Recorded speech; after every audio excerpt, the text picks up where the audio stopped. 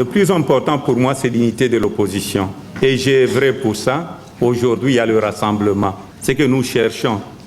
Nous ne sommes pas des ennemis politiques, nous sommes des adversaires. Nous cherchons une seule chose, le respect de la Constitution.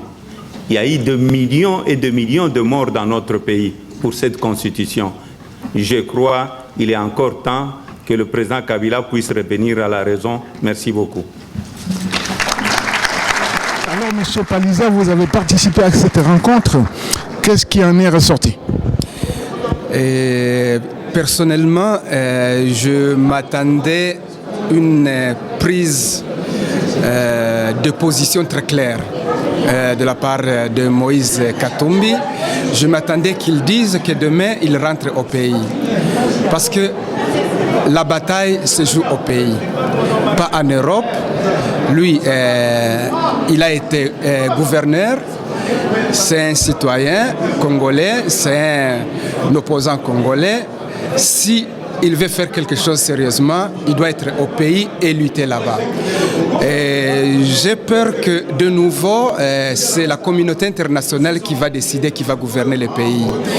J'aurais bien voulu faire quelques questions, comme par exemple, si le G7 ne le présente pas comme candidat, qu'est-ce qui va se passer? Il va accepter d'être derrière quelqu'un d'autre ou il va exiger, comme j'ai pu comprendre, qu'il soit le candidat.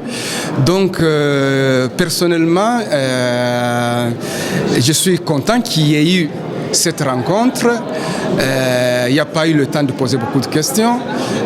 J'aimerais bien le voir dès demain. Et s'il ne peut pas rentrer avec son avion privé, qu'il prenne un avion de ligne. Personne ne va l'empêcher d'arriver. Et si on l'empêche d'arriver, je pense bien que le peuple congolais n'est plus le peuple de 15 ans passés. Alors, tous les politiciens, tous les opposants, les vrais opposants doivent se mettre ensemble. Sinon, il n'y a pas un futur pour ce peuple congolais. Nous sommes en train de préparer une marche depuis l'Italie jusqu'à Bruxelles pour Beni. Parce qu'on a lancé un appel très important à la communauté internationale qui semble ne pas écouter, ne pas voir ce qui se passe à Beni. Donc depuis l'Italie, depuis le 23 octobre, on fera une marche à relais, c'est-à-dire d'une ville à une autre, depuis l'Italie jusqu'à Bruxelles.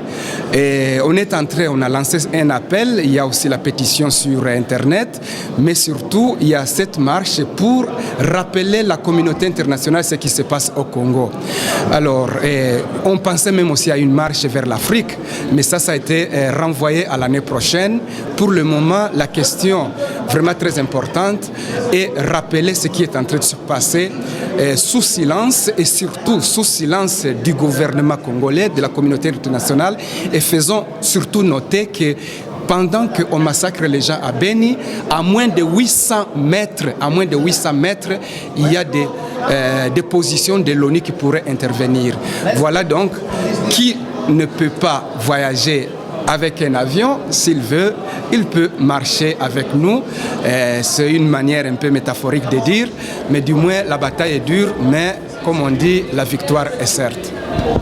Merci beaucoup. À vous.